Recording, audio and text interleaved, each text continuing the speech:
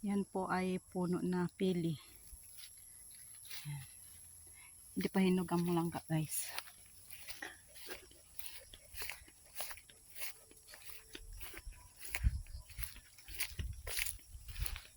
Rambutan. Rambutan ng kapitbahay. Nag-over the bakod na siya. Ayan.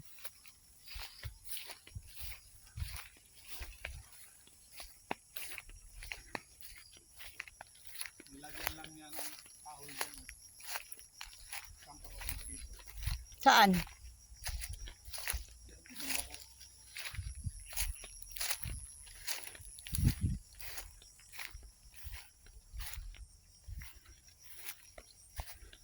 Hindi ka na.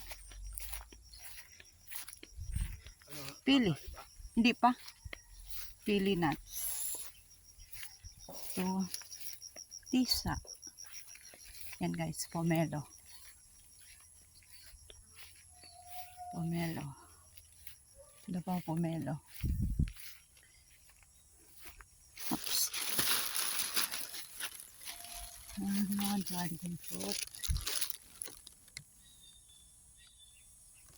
Yan.